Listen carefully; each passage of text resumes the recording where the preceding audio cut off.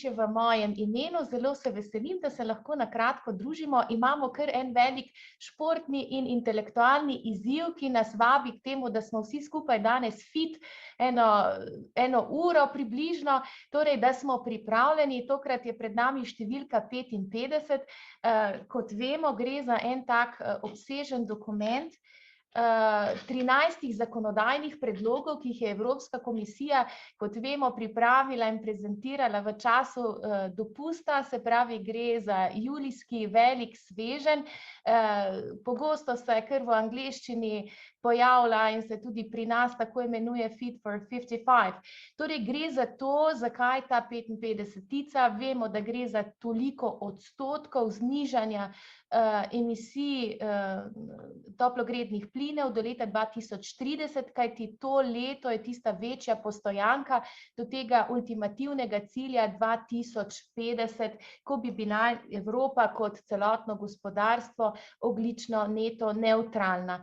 Torej, če pogledamo tako z vrha, ker gre za res obsežen paket, približno več kot 3000 strani je, tako da je že samo za prelistati je ogromno. Ampak zato danes v našem druženju bomo pogledali to razumevanje z ptičje perspektive, da imamo pač občutek smernic in se bomo dotaknili določenih področij. Seveda bomo danes šli bolj v širino kot v globino, ker imamo omejen čas. Ampak če pogledamo torej intence, se pravi namere pripravljavca, gre za isto smer, ki smo jo bili vajeni v zadnjih letih, seveda z višjo hitrostjo. Preglejmo torej, za katere politike gre in na katerih politikah bi tudi ta ogljični prehod v neto nič ogljičnost tudi v naslednjih desetletjih naj potekal.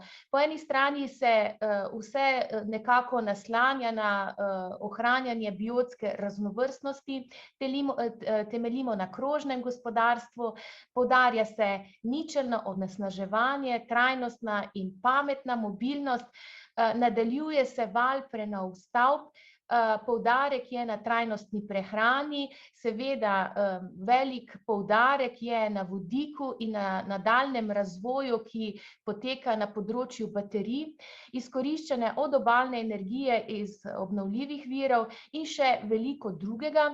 Torej, če pogledamo to satovnico, verjamem, da smo jo že vsi videli, to je tudi uradni grafični prikaz Evropske komisije, kjer prikaže vse tiste revidirane direktive, ki višajo cilje z tega področja, hkrati pa uvajajo tudi nove mehanizme.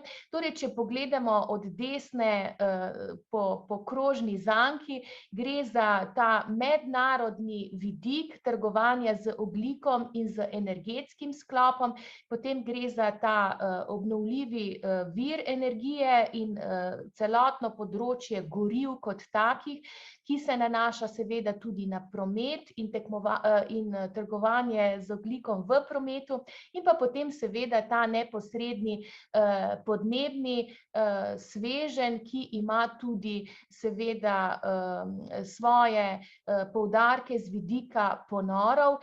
Seveda čisto na vrhu vidimo socialni sklad za podnebje, to bi bil pa v bistvu en tak instrument, s kateri bi energetsko revščino, ki se bo povečevala zagotovo z vsemi temi ukrepi, ki zvišujejo ceno energije, zlasti to z višjo stopnjo ogljika, se torej tudi ta energetska revščina v Evropi lahko poglablja in z vidika socialne pravičnosti bi naj uravnaval to ta socialni sklad. Sedaj pa bomo šli od tega kvadratka do kvadratka, ampak da se ne bi preveč zgubili v vseh teh stvarih, bomo to delali po sklopih. Kar bi rada poudarila na začetku, kar v bistvu pripravljavci tega svežnja v vsaki predstavitvi poudarjajo, da gre za sveženj, torej ne gre za zgolj slučajni skupek določenih predlogov, kajti samo kot sveženj skupaj deluje in v nekem smislu garantira, če bi seveda mu sledili v vseh njegovih zahtevah, da bi prišli do -55. Če bi nekaj uveljavili, drugo pa spustili, se odrečemo temu skupnemu cilju. Tako da zato je namenjen celoten paket, da se ga tudi tako obravnava, in če kjerkoli v pogajanjih se potem ta letvica spusti nižje, jo je treba nadoknaditi nekje drugje. Ampak pripravljavci poudarjajo, da je ta skupni cilj ta, da zagotavlja pravičen, konkurenčen in zelen prehod do leta 2030. Če bomo na koncu imeli še kakšno minutko časa, bomo malo pokomentirali, kajti le nekaj časa je že minilo od te prve predstavitve in so v evropskem prostoru že prvi komentarji, tako z vidika nevladnih organizacij, kako z različnih spektrov industrije in držav. Vemo, da je to težek in trd zalogaj, ki obljublja ravno to, kar hoče doseči, in to je disrupcija trga, se pravi, nič več naj ne bi bilo, kot je bilo. In če smo do sedaj bili vajeni, da se je z ogljikom trgovalo v enem relativno majhnem sektorju, je ravno ta filozofija cene ogljika pravzaprav prenesena na vse sfere življenja. Torej, če pogledamo teh 13 predlogov, ki smo jih omenili, lahko jih razbijemo na 8+5, se pravi 8 je obstoječih zakonodajnih aktov, ki so predmet revizije v smislu zviševanja targetiranih ciljev, 5 je pa novih pobud in hkrati tudi zajemajo nove vidike gospodarstva in hkrati še koreniteje posegajo tudi v prebivalstvo. Bomo seveda v nadaljevanju se dotaknili tega z več zornih kotov. Torej gre za gospodarske sektorje zlasti z področja podnebja, energije, goriv, prometa, stavb in rabe zemljišča v sodelovanju z gozdarstvom. Kaj hoče torej evropska politika s tem svežnjem? Poskuša najti določeno ravnovesje med cenami, se pravi, to je neminovno, da ta politika zelo silovito posega na zviševanje cen, dviguje torej cilje, standarde in podporne ukrepe. Če torej vse te politike, cene in podporne ukrepe združimo v te 3 kategorije, poglejmo, kaj se nam zgodi. Torej z vidika cen. Vemo, da ima Evropa že približno 16-letno prakso mehanizma trgovanja z emisijami.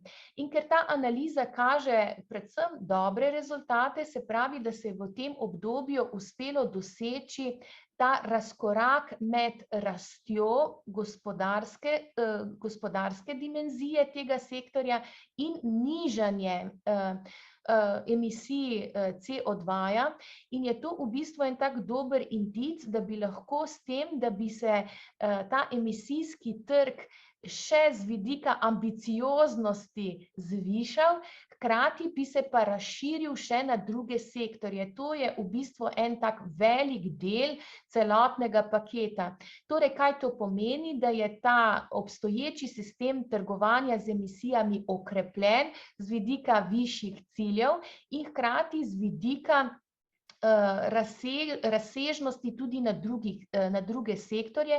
Kot vemo, je do sedaj bilo letalstvo izvzeto iz tega trgovanja, po tem novem predlogu je letalstvo del tega trgovanja, prav tako tudi pomorstvo. Uveljavlja se pa nov mehanizem trgovanja in tako za cestni prevoz in za stavbe. Potem nadaljevanje, nekaj, kar bo močno vplivalo tudi na cene, tržne cene na vseh področjih, je posodobljena direktiva o obdavčitvi energije. Seveda vsi vemo, kam pes taco moli, če lahko tako rečem, se pravi, gre za dodatno obdavčanje tistih energentov, ki so pač fosilne narave. In pa nov mehanizem za ogljično prilagoditev na mejah. O tem bom tudi kasneje več povedala. Drugi tak steber vseh teh ambicij, pripravljeni na 55, so zvišani cilji. Gre za posodobljeno uredbo o porazdelitvi prizadevanj. Vemo, da je ta uredba govori o prizadevanjih posameznih nacionalnih držav članic, ker določene direktive, zlasti z vidika energije, so vezani na skupne cilje Evropske unije in države članice niso separatno k temu zavezane. Uredba o porazdelitvi prizadevanj pa neposredno zavezuje cilje države članicam, da jih tudi izpolnijo. Potem je z vidika povečevanja kapacitet ponorov ogljika je pripravljena posodobljena uredba o rabi zemljišč, spremembi rabe zemljišč in gozdarstvu. In potem seveda v slogu tega energetskega koncepta je posodobljena direktiva o spodbujanju uporabe energije iz obnovljivih virov energije in seveda posodobljena direktiva o energijski učinkovitosti. Imamo tudi cel spekter strožjih pravil, ki bi naj prav tako prinesli na trg storitve in izdelke, ki so nizkoemisijski in seveda se pomikamo proti neto nič emisijskim željam. Po eni strani gre za strožja pravila za učinkovitost avtomobilov in kombiniranih vozil glede CO2, se pravi tudi ta letvica se še zvišuje. Potem se postavljajo novi cilji za postavitev infrastrukture za alternativna goriva in potem še povečanje trajnostnih goriv, tako v okviru letalstva in čistejša goriva v pomorskem sektorju. Te cene, cilji in pravila, kot večkrat slišimo in tudi poudarjamo, tako globoko zarežejo v tržne mehanizme in tudi socialni ustroj prebivalstva kot takega, zato je v samem paketu tudi predviden tako imenovani podporni mehanizem ali podporni ukrepi in v okviru tega poudarjam in izpostavljam ta socialni sklad za podnebje, seveda pa tudi sklad za modernizacijo in sklad za inovacije. Zdaj bomo šli pa podrobneje. Vsak izmed teh sklopov, ne bomo o vsakem mehanizmu govorili toliko posebej, kakor bi želela krovno predstaviti določene stvari, torej kam se nagibamo. Najprej torej razmišljamo z področja trgovanja z emisijami. Kot rečeno, tu Evropa ima svoje izkušnje. In najprej se je seveda kot pred tolikimi leti, ko se je ta mehanizem v Evropi izpostavljal, so bili pomisleki in tudi strahovi, da tiste panoge, ki so energetsko intenzivnejše, vemo, da gre za energetski sektor, da gre za papirništvo, proizvodnjo jekla, aluminija in tako naprej, cementarne, torej da bo ta industrija pod narekovajem zbežala iz Evrope in da bo se pač preselila s svojimi proizvodnimi kapacitetami na trge, kjer teh trgovanj ni, ali pa po drugi strani, da tvega nekonkurenčnost na globalnem trgu. Ugotovilo se je torej, da je tu potreben nek kompromis. Vemo, da nevladniki, ki seveda opozarjajo v marsikaterem segmentu upravičeno, da je treba držati visoko ambicioznost ciljev, opozarjajo, da se še vedno toliko in toliko kuponov razdeli v Evropi brezplačno, ampak ravno to je v bistvu en tak tampon v gospodarstvu, da ta industrija lahko v Evropi preživi in da ohranja neko konkurenčnost na mednarodnem trgu.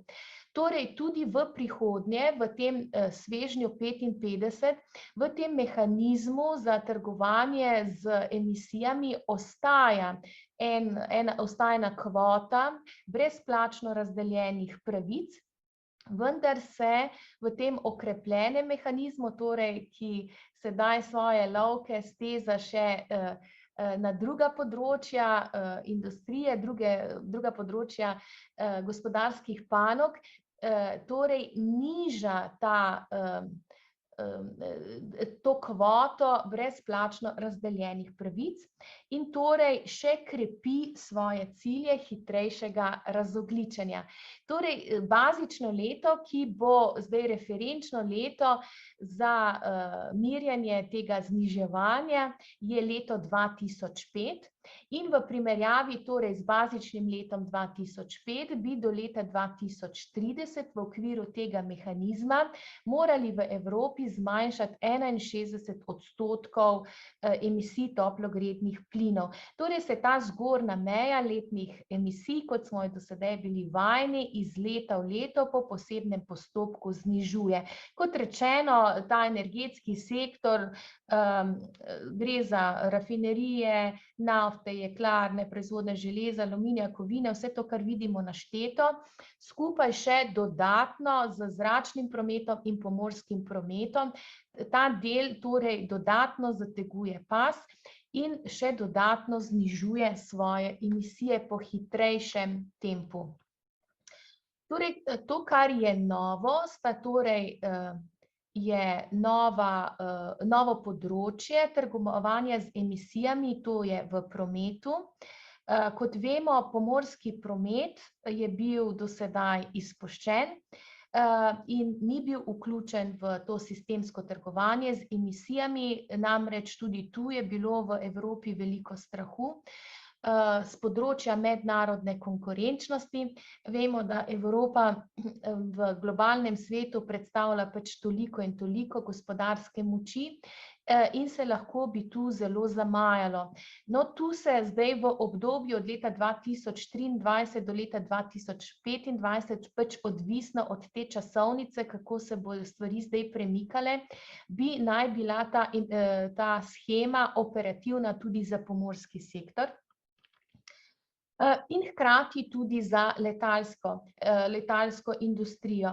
Zdaj vemo, da letalstvo je tako kot pomorstvo v primožju teh globalnih tokov in zelo težko je izvzeti eno tako ekonomijo, kot je evropska, ne da bi to vplivalo potem tudi na širšo gospodarsko zmožnost in tudi na kakovost življenja prebivalstva.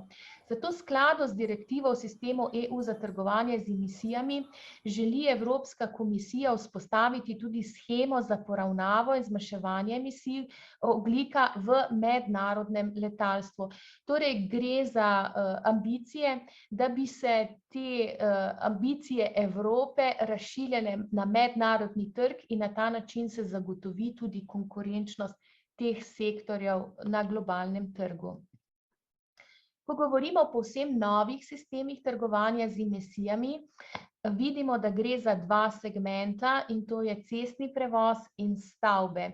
Vemo, da promet in stavbe so tudi sedaj bili predmet razogljičenja z več zornih kotov in tudi v nadaljevanju bomo videli, da tudi z drugimi prijemi in mehanizmi zakonodajalec želi targetirati še dodatno zmanjševanje emisij na teh sektorjih, ker vemo, da so pač to energetsko potratni sektorji z visokimi izpusti. Ta shema bi se naj uvedla in zaživela z letom 2026. Torej, ko človek pomisli cestni prevoz in stavbe, kdo je zdaj tu ta zavezanec za trgovanje, ker pri teh velikih industrijskih subjektih, kot so železarne, papirnice, rafinerije, nam je kar jasno, da so te subjekti, trgovanja, medtem ko kdo pa trguje na področju stavb in cestnega prometa, kjer smo vsi udeleženci. Torej, ta izvorni subjekt, na katerega se vso breme nalaga, so proizvajalci goriv. In oni potem plačujejo te emisijske kupone in so odgovorni za skladnost sistema in tudi za poročanje. In potem oni naprej to devajo po svoji prodajni verigi oziroma če obrnemo od potrošnika, se pravi, se to breme po dobavni verigi pomika navzdol. Ampak, ker smo praktični in vemo, da ta cena oziroma ti kuponi, ki jih bodo proizvajalci goriv poravnali, seveda se potem prelijejo v prodajni verigi navzgor in v končni fazi bomo to plačali končni potrošniki. Torej, če zaključimo to razpravo o novem sistemu trgovanja z emisijami, je torej tudi z področja emisij cestnega prevoza in stavbnega sektorja določena neka zgornja meja, ki se bo iz leta v leto zniževala. Torej, prva ta izhodiščna stopnja je do leta 2030 in potem bi se naj zniževala do neto nič ogljične stopnje do leta 2050. Gremo na drugi sklop. Drugi sklop, ki je zelo velik in tudi pomemben z vidika doseganja cilja, je čistejša mobilnost in se tudi dotika ne samo tega gospodarskega sektorja, ampak tudi vsakega prebivalca. Čistejša mobilnost in goriva so bila seveda predmet posebne pozornosti pripravljavcev tega svežnja. Zakaj? Ker znan je podatek, da promet predstavlja skoraj četrtino emisij toplogrednih plinov v EU in vemo, da imajo seveda v globalnem sistemu, ampak tudi v Evropi mesta težave tudi z čistostjo zraka, PM10 delci in da je v bistvu kar med tretjino in četrtino se ocenjuje deleža za tovrstne težave ali izzive izhajajo iz prometa. Torej, če pogledamo ta dolgoročnejši cilj leto 2050, ta neto nič ogljičnost Evrope, zato bi bilo potrebno glede na trenutno stanje do tega leta 2050 kar 90% zmanjšati skupne emisije v prometu. Se pravi, gre za eno tako zahtevo, da se v ta sektor korenito zareže in to ne samo z enim mehanizmom, ampak se k temu sektorju pristopa z različnimi mehanizmi. Določeni so centralizirani na ravni Evropske unije in so zavezujoči cilji na ravni Evropske unije, določen segment bo pa potem delež teh zavezujočih ciljev nacionalnih ekonomij oziroma držav članic. Torej, če pogledamo ta sklop, čistejša vozila in goriva, so v svežnju pripravljeni na 55 štirje predlogi za tehnološko nevtralno spodbujanje tako čistejših vozil kot goriv. Po eni strani gre za revizijo standardov emisij CO2 za nove avtomobile in kombinirana vozila, uredbo o infrastrukturi za alternativa goriva, spodbujanje uvajanja trajnostnih goriv v pomorski sektor in tudi v letalski sektor preko spodbujanja trajnostnih goriv v letala. Kaj pomeni z vidika standardov emisij CO2? Torej, Evropska komisija želi v naslednjih desetletjih priti oziroma utirati pot z različnimi mehanizmi, torej to poudarjam, da ne samo s temi standardi, torej odpirati pot brezemisijske mobilnosti. Seveda, tu so ključni tudi mehanizmi inovacij in investicij in zelenega financiranja, kajti marsikatero področje ima čisto tudi tehnične težave, določene stvari še tudi niso razvite, tako da tudi če bi danes predpisali višjo mejo, pač to ni izvedljiva na trgu in se tudi v tem svežnju pripravljeni na 55 v marsikaterem področju referira tudi na nove tehnologije, ki bi jih naj v tem času tudi razvili. Ko govorimo o uredbi o infrastrukturi za alternativna goriva, torej gre za, vemo, da marsikaj se je tu v Evropi že zgodilo, tudi če govorimo za slovensko področje, vidimo lepe številke rasti te infrastrukture, ampak vemo, da je še kar precejšnja pot, da se vzpostavi ta celotna interoperabilna in prijazna za uporabnika infrastruktura. Seveda prednost ima to električno polnjenje in pa tudi seveda druge čistejše oblike goriv za čistejša vozila in to povsod po Evropi. Ne gre samo za to, da bi imeli prednost te veliki urbani centri, ampak gre tudi za povezave z podeželjem, kajti tu govorimo tudi o socialni pravičnosti in tudi o dolgoročni razvojni perspektivi, kajti ta centralizacija v mestih ima tudi svojo končno mejo in ena izmed tudi razvojnih prioritet Evrope je tudi v nekem smislu decentralizacija, izkoriščati tudi potenciale podeželja, zato je ta infrastruktura namenjena tudi razširitvi in povezljivosti vseh področij, ne samo teh glavnih centrov, kar je bilo seveda zdaj prioritetno. Ko govorimo o čistejših vozilih in gorivih, torej znova se vračamo k pomorstvu.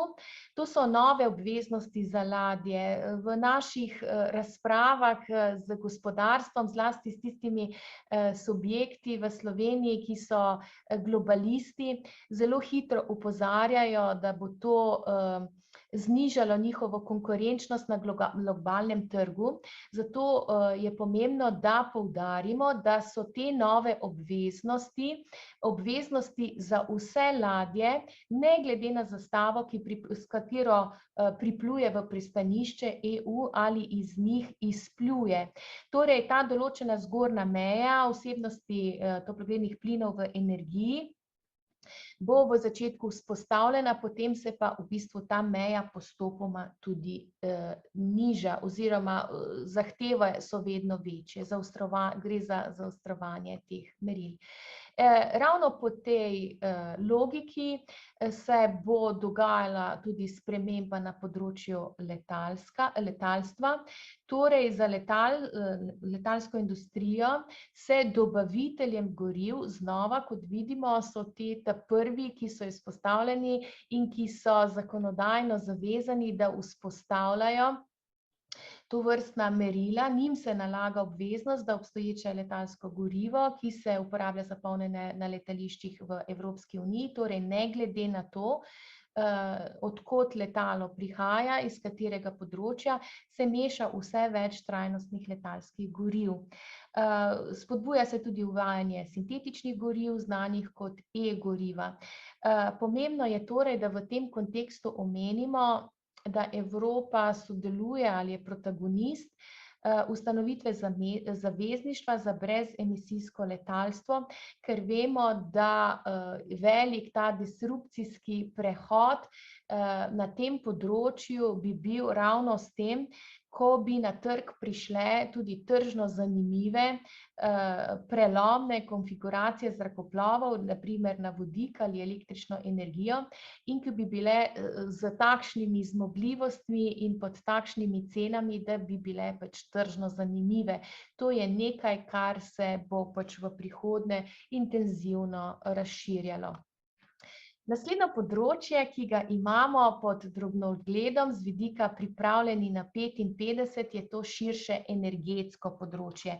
Tako kot smo prej povedali za promet, je promet tista res tarča, na katero ciljajo številni ukrepi, dokler se res tam ne prelomijo ustaljene prakse in modele, ki jih poznamo sedaj.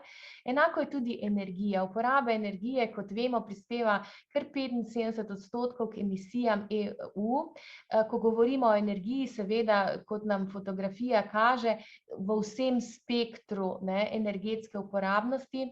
Torej je nujna preobrazba energetskega sistema, torej ne gre samo za določene kozmetične prilagoditve, ampak gre za to korenito preobrazbo. Poudarek je torej na dveh segmentih, ki jih ponavljamo že toliko časa, in tudi na teh dveh vidikih je naslovljena ta nova usmeritev Evrope, ki še poglablja, kot rečeno, intenzivnost te transformacije. Torej gre za večje prihranke energije, se pravi ure, učinkovite rabe energije in večja uporaba obnovljivih virov energije. Poglejmo torej ta energetski del, ki je torej sloni na teh treh direktivah, revizijah treh direktiv. Po eni strani revizija direktive o energiji iz obnovljivih virov energije, revizija direktive o energetski učinkovitosti in direktiva o obdavčitvi energije. Kar je potrebno v tem spektru poudariti, da so vsi ti zakonodajni predlogi zavezujoči na ravni Evropske unije in ne na ravni nacionalnih ciljev. To je nekaj, kar vidimo, da opozarjajo številni deležniki, ki se že odzivajo na ta sveženj, pripravljeni na 55, da so potem lahko udejanjanja teh ciljev izmuzljiva, ker niso pač zavezujoča za države članice. Ampak na tem nivoju, kot je sedaj pripravljen sveženj, je sedaj to tako. Torej, če pogledamo nekoliko podrobneje direktivo o energiji iz obnovljivih virov, vidimo, da splošne zavezujoče cilje vrednosti, ki so sedaj bile 32%, zvišuje na 40%, torej OVE v celotni mešanici virov energije v Evropski uniji.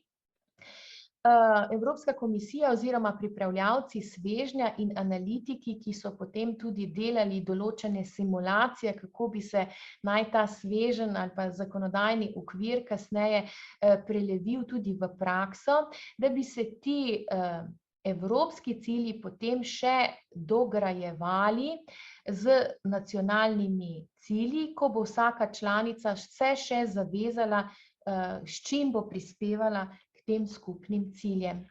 Ključno pri tem je spodbujanje elektrifikacije. Vemo, da je to osrednja usmeritev te prenove energetskega sistema, torej da je energetski sistem transformiran v smeri čistejše in učinkovitejšega sistema z spodbujanjem elektrifikacije. Vemo, da takšen kot je, to številni strokovnjaki opozarjajo, tega bremena elektrifikacije tako industrije, kakor tudi prometa ne zmore, zato je v bistvu ta sistem eden izmed fokusnih, kako z določenimi finančnimi injekcijami, seveda tudi inovativnimi predlogi, transformirati, kajti spodbuja se torej uvajanje goriv iz obnovljivih virov in se vse pogosteje tu uveljavlja tudi, ali je tendenco uveljavljanja tudi vodika za prihodnje. Ko smo še na področju OVE, bi rada izpostavila tudi področje biogoriv. Zlasti nevladniki opozarjajo, da na tem področju komisija ne predlaga zaostritev kriterijev za biogoriva in so tu zelo kritični, zakaj do tega ne pride, kajti ti kriteriji, ki so sedaj uveljavljeni, pač po teh strokovnih analizah nimajo moči bistveno prispevati k zmanjševanju emisij v primerjavi z fosilnimi gorivi in je tudi vprašanje, kako dobro je definirana biomasa in ta vir, kako ga lahko uvedemo k temu, da tudi prispeva k razogljičenju.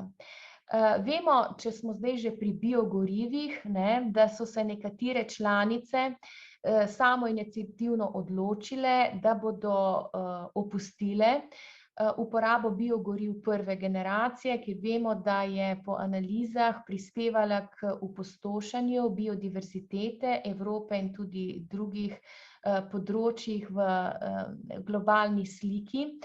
Med temi državami, ki so postavile svoj cilj že za leto 2022 ali 2023, vemo, da so Avstrija, Portugalska, Nizozemska, Francija, Švedska, Danska, Italija, Nemčija, Belgija, ampak ta direktiva, v angleščini RED direktiva, pa to opustitev še vedno zamika v leto 2030, sicer pa zviša ta delež na 2,2%, torej to je povečanje odstotka zahtevanih naprednih biogoriv iz odpadkov in ostankov.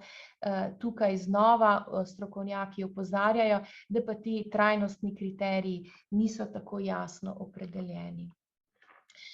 Gremo naprej na revizijo direktive o energetski učinkovitosti. Torej, znova višajo cilje ti predlogi. Za energetsko učinkovitost torej je cilj 36% za rabo končne energije, kot vemo, je trenutni cilj 32,5%, in za rabo primarne energije 39%. Torej, glede na baznično leto, to pomeni 9% zmanjšanje porabe energije do leta 2030. V drugi polovici tega leta bi naj bil predstavljen tudi predlog oziroma revizija direktive o energetski učinkovitosti stavb, ki bo razumljen kot del tega širšega paketa, in znotraj te direktive bodo določeni še posebni ukrepi za pospešitev obnove stavb. Tako da ta del še sledi, kakor tudi še nekateri drugi zakonodajni predlogi, ki jih bom še omenila. Torej, ta sveženj 55 ni še celovito vzpostavljen kot celovit predlog, ampak do konca leta še pričakujemo določene nadgradnje. Torej, referenčno leto za energetsko učinkovitost in to določanje je po novem leto 2020 in na leto 2020 se bodo preračunavale vsi ti prihranki. Do sedaj, kot vemo, je bil referenčni scenarij za leto 2007. Zelo pomemben del, iz katerega si pripravljavci obetajo precejšnje spremembe na trgu, je direktiva o obdavčitvi energije. Torej, kot vemo, so do sedaj bile v operativi določene izjeme za fosilna goriva, ki niso bila obdavčena, in ravno zato, da bi Evropa bila z vidika prometa in sicer posledično tudi drugih industrijskih in gospodarskih sektorjev nasploh globalno konkurenčna, so bile te izjeme zakonodajno še sprejemljive oziroma so bile v delovanju. Sedaj ta direktiva o obdavčitvi energije to ne dopušča več in predlaga uskladitev najnižjih davčnih stopenj za goriva, za ogrevanje in goriva v prometu s podnebnimi in okoljskimi cilji.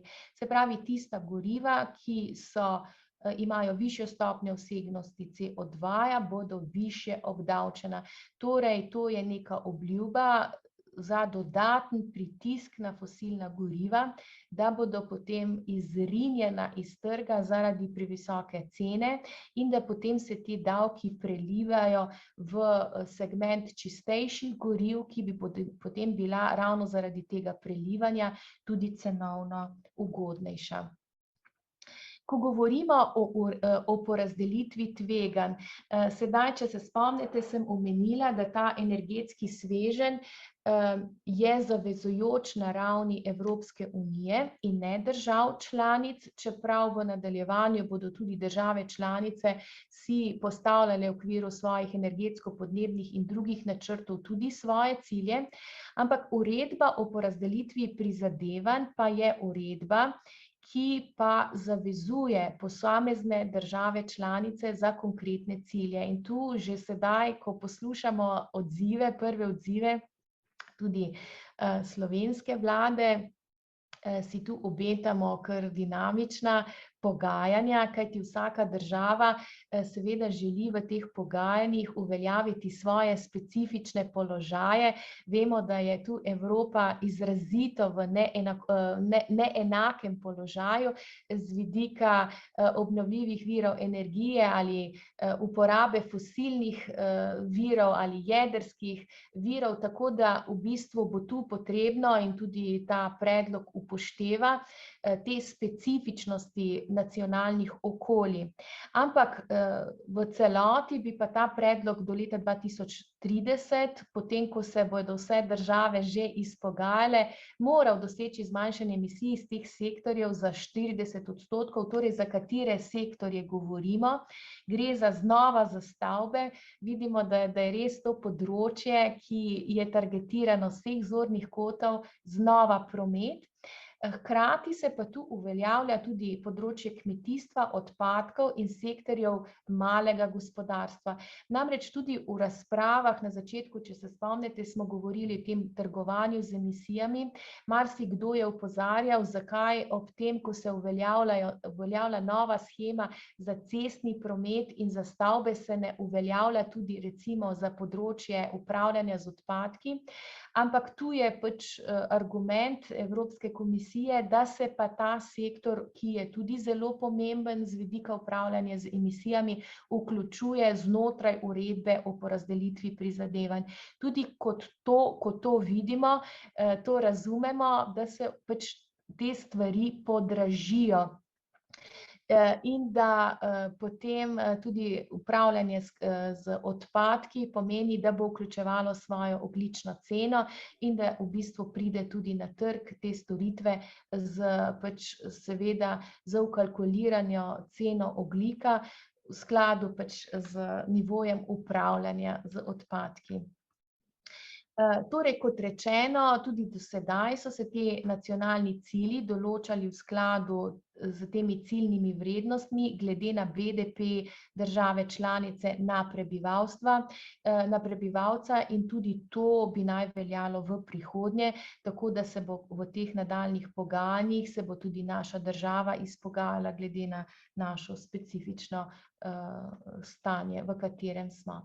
Naslednji večji segment, čestitam, da smo še vedno pozorni, smo fit, pripravljeni, torej tudi umsko še imamo nekaj korakov za preteči. Naslednje tako področje je varstvo narave in povečevanje naravnega ponora ogljika. Torej, ko vemo, da želimo doseči ta končni cilj neto nič ogljičnega gospodarstva v Evropi, to je nemogoče samo z zmanjševanjem izpustov emisij, pomembno je tudi povečevati kapacitete ponorov oziroma naravnih zajemov ogljika. Dosedanja analiza kaže, da v zadnjem času je trend v Evropi šel ravno v smer degradacije in zmanjševanja kapacitet naravnih ponorov. Zato je v okviru uredbe, ki je posodobljena o rabi zemljišč, spremembi rabe zemljišč in gozdarstvu, komisija predlaga obrnitev teh trendov z vidika ambicije razširitve teh naravnih odvzemov ogljika in je to zelo pomembno, torej, da se ta trend več ne zmanjšuje, ampak kapacitetno povečuje.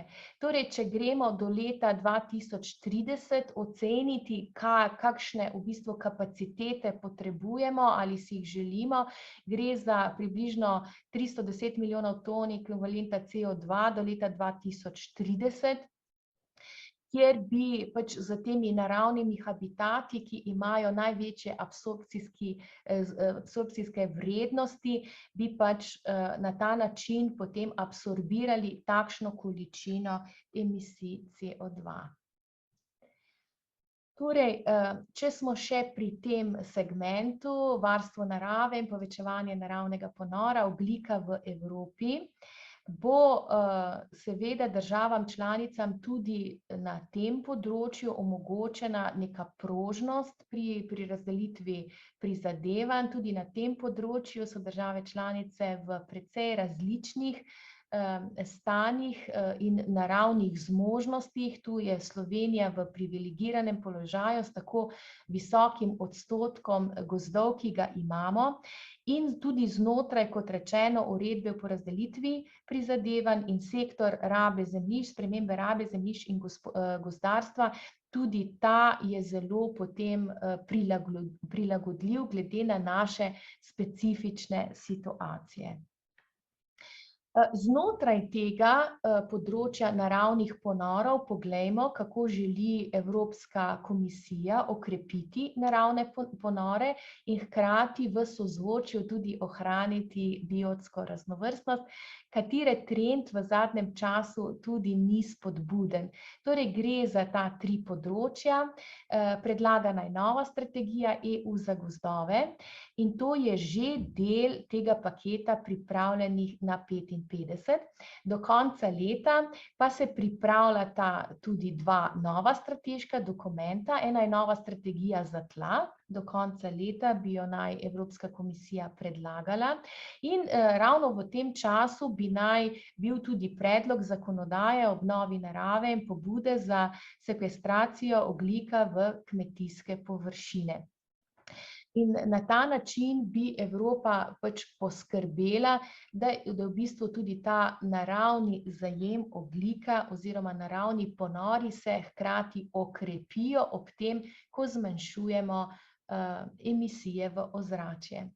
Seveda, ko v gospodarstvu, zlasti v tistem segmentu, ki mora biti konkurenčno na globalnem trgu, ko kolegi slišijo za ves ta paket, osebno lahko rečem, da je nemalo zaskrbljenosti med podjetji, kajti marsikdo je prepričan, da ne glede na izrazite podnebne spremembe, ki smo jim priča in tudi na scenarije, ki jih vidimo, da bi se naj zgodili v prihodnje, da je to pa vendarle velik pretres za evropsko gospodarstvo in marsikdo tudi z strahom pričakuje, kaj bo to vplivalo na konkurenčnost.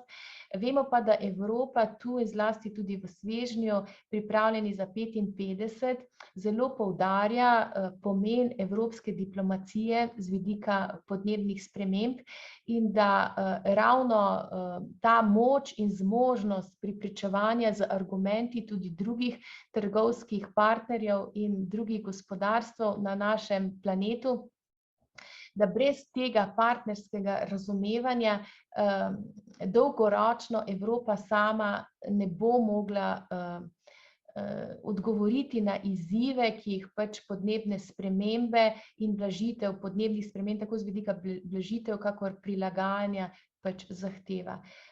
Vemo pač, da Evropa prispeva k svetovnim emisijam približno 8%, torej zagotovo nekaj, ne pa odločilno.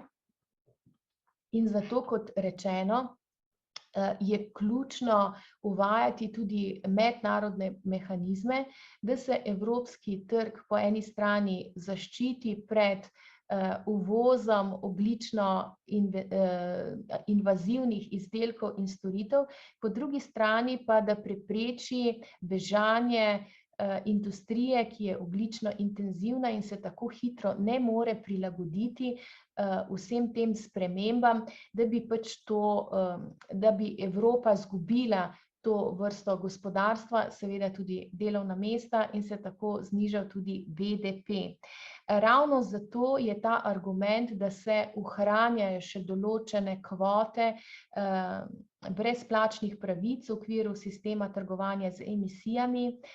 Tisti, ki spremljate te razprave tudi v evropskem in nacionalnem prostoru, vemo, da so nekateri zagovorniki, ki zahtevajo takojšnjo ukinitev teh brezplačnih pravic, ampak ravno tu je argument ohranjanja vendarle konkurenčnosti evropskega gospodarstva in če nam ta ista industrija pobegne čez mejo, čez evropsko mejo in hkrati nadaljuje z svojimi dejavnosti na isti način, vemo, da v globalnem sistemu nismo naredili nič, smo samo osiromašili gospodarski potencial Evrope. Torej, kako bi naj Evropa za svojo gospodarsko diplomacijo, hkrati pa tudi s konkretnimi trgovskimi mehanizmi uravnavala konkurenčnost evropskega trga, hkrati pa spodbujala te mednarodne partnerje, da sledijo Evropi v njeni zavezi. Eden izmed takih ključnih instrumentov je mehanizem za ogljično prilagoditev na mejah, ta kratica je CBAM, torej gre za konkreten in nov instrument, ki uvaja tudi tržno dinamiko. Zakaj gre? Namreč vemo, bom dala čisto konkreten primer, torej če neko podjetje, ki za svojo proizvodnjo uporablja jeklo ali druge vrste kovin, kupuje to pri proizvajalcu iz Evropske unije, bo ta vhodna surovina seveda z ceno ogljika. Če pa to isto surovino kupi na recimo kitajskem trgu, te cene nima in je zato potem seveda na trgu za svojimi izdelki, končnimi izdelki lahko konkurenčnejša. Ker se Evropa tega zaveda, da bi lahko tudi evropsko gospodarstvo potem v večjem delu uvažalo določene izdelke iz neevropskih držav, želi Evropa uvesti ceno uvoza omejenega števila blaga, ki močno onesnažuje okolje.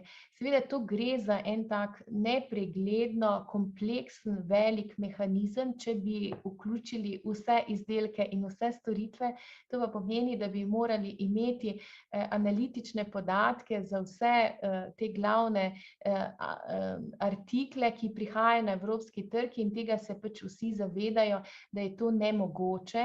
Zato bi ta mehanizem naj postopoma uvajal določene cene v obliki vstopnih ogljičnih taks na evropski trg, postopoma, seveda najprej za omejeno število blaga, torej za nekaj izbranih proizvodov, ki imajo v sebi takšen potencial, da lahko najbolj škodujejo, če tako lahko rečem, konkurenčnosti evropskega gospodarstva. Cilj tega mehanizma je vzpostaviti torej enako ceno ogljika za domače in uvožene proizvode, ker gre to za en tak mehanizem, ki ima globalni značaj, mora biti nediskriminatoren in hkrati združljiv s pravili Svetovne trgovinske organizacije in seveda tudi mednarodnimi obveznostmi Evropske unije. Prihajamo proti koncu. Ta del je tudi zelo, zelo pomemben. Govorimo o socialnem pravičnem prehodu, torej ta prehod ni enostaven in ni sprehod po parku, gre za disrupcijo, kot večkrat poudarjamo, na vseh segmentih gospodarstva in tudi življenja prebivalcev. Rada bi omenila torej, da analize kažejo, da že sedaj ima v Evropi približno 34 milijonov ljudi takšen življenjski status, da ga lahko uvrščamo v kategorijo energijske revščine. Kot smo omenili, z temi velikimi podražitvami, zlasti fosilnih goriv in drugih goriv z visoko stopnjo ogljika, bi se cene teh goriv tako drastično povečale in vemo, da proizvajalci goriv bodo po prodajni verigi te cene seveda potem prenašali do končnega kupca. In zato, ker se Evropska komisija tega zaveda, slišala sem izredno visoke številke in jih zdaj ne bi rada niti poudarjala, kako zelo drastično bi naj energijska revščina med Evropejci porasla do leta 2030 in še naprej. Ravno zato želi Evropa ex ante ponuditi en mehanizem, zato da je uravnilovka potem za prenašanje vseh teh bremen iz socialno šibkejših potem seveda na širšo skupnost, se pravi, da gre za to, da bi bile oblike pomoči.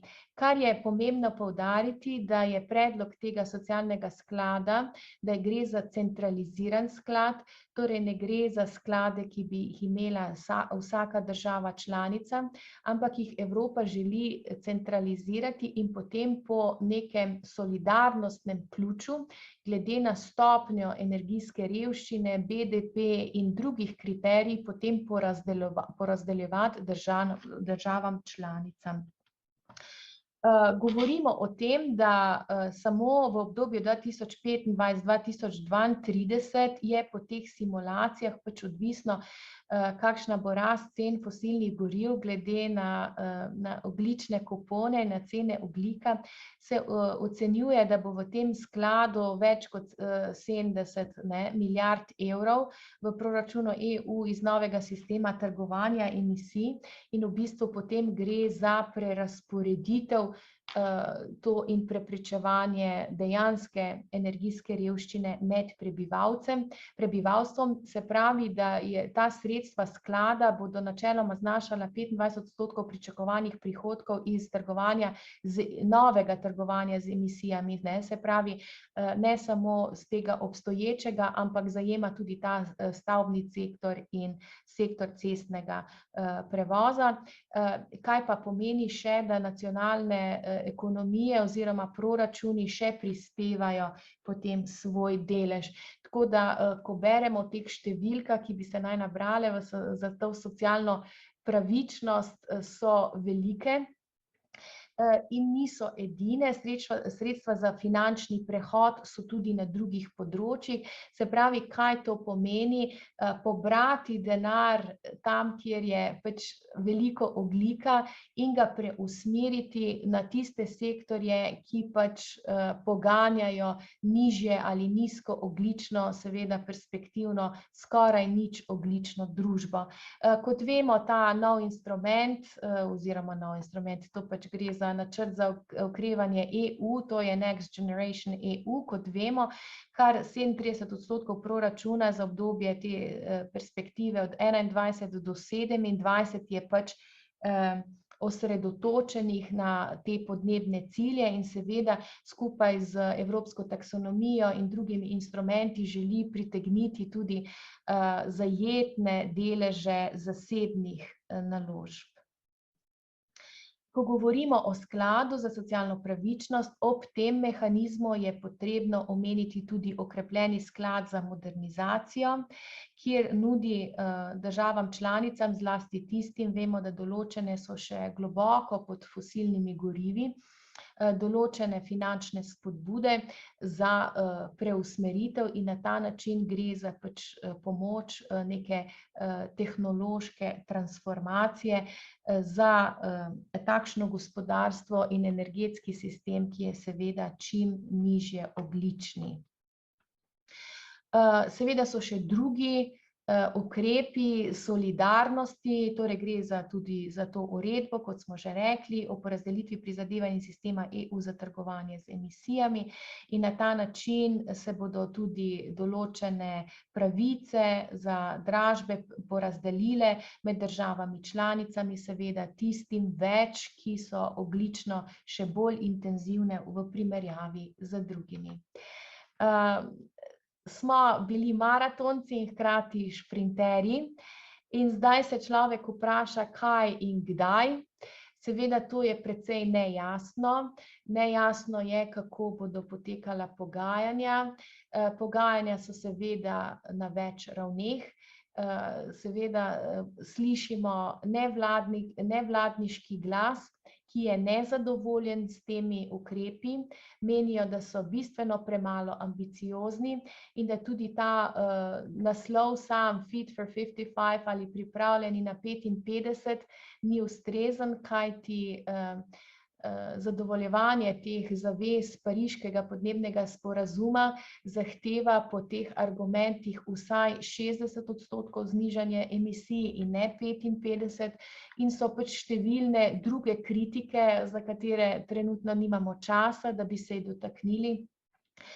Svoje argumente dajejo države članice, ki so v zelo različnih položajih, kot smo danes večkrat omenili. Vse glasnejši je pa tudi glas določenih industrij, zlasti tistih, kot rečeno, ki so dnevno z mednarodnimi konkurenti na trgu in hkrati v boju za preživetje.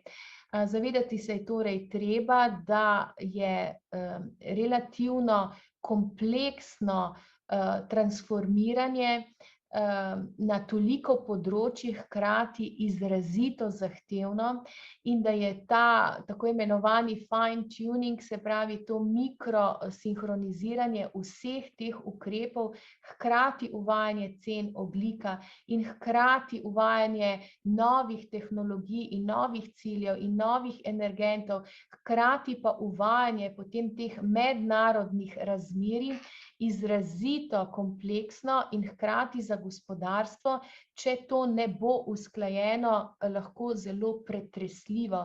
Se pravi, določene panoge so lahko ne samo pretresene, lahko je ogrožen tudi njihov mednarodni konkurenčni obstoj. Zato je tu interesov veliko. Seveda vsi se zavedamo, da je bazični cilj je pač ohranitev takega podnebnega stanja, da po eni strani zahteva seveda ambiciozno blažitev, po drugi strani pa se vsi vse bolj zavedamo, da niso dovolj samo instrumenti za blažitev, ampak tudi za prilagajanje. Torej, ob vseh teh raznovrstnih pogajanj, torej na državniških ravneh, na ravni industrije, strokovnih ravneh, nevladnih ravneh, je seveda ta čas razprave zelo težko določljiv. Kot rečeno, določeni zakonodajni predlogi, ki so pa razumljeni kot del tega celovitega paketa, šele prihajajo, do konca leta so napovedani, tako da se te razprave in ta mnenja še oblikujejo. Kot vemo, je novembra letos tudi ta velika globalna konferenca z osrednjim fokusom podnebnih sprememb v Glasgowu in tudi tam se pričakuje, da bi lahko ta svetovna skupnost le dosegla določene obvezujoče cilje tudi na ravni, ki bi lahko evropskemu gospodarstvu v smislu teh zahtevnejših ambicioznih korakov le pomagala v tej tranziciji, da ne bi določene panoge doživljale takšen šok. Torej, če bi po določenih simulacijah ta celoten paket tako ali drugače bil sprejet do konca leta 2023, potem so določene stvari, ki se od leta 2024 že potem poznajo na trgu. Torej gre za te sheme trgovanja, kot smo rekli, z emisijami. Uvedene so tako in tako področje pomorstva in letalstva. Od leta 2026, tako je sedaj v predlogu, je nov sistem trgovanja z emisijami za cestni prevoz in za stavbe in nov mehanizem za ogljično prilagoditev na mejah in seveda v vseh teh letih postopno zmanjševanje brezplačnih pravic v obtoku. V tem času se bodo potem tudi izoblikovale te časovnice, kdaj stopi v veljavo kateri drug mehanizem, ampak vidimo, da te številke teh letnic so skoraj jutri in pojutrišnjem glede na velikost izziva, ki je pred nami. Tako da jaz bi se vam prav zelo lepo zahvalila za vašo pozornost, za vse, ki ste vztrajali do konca. Torej gre za velik paket, za veliko izzivov, dotika se vsakega izmed nas in verjamem, da se bomo v prihodnje tako ali drugače še srečevali, ker verjamemo, da so spremembe, ki trkajo na vrata čisto vsakemu. Najlepša hvala torej še enkrat, vabljeni, da nas spremljate, torej v okviru Zelene Slovenije poskušamo biti skozi različne kanale ažurni, odpirati dvosmerne zanke, tako da se vam najlepše zahvaljujem in bom prav vesela vaših izzivov in odgovorov. Lepo pozdravljeni.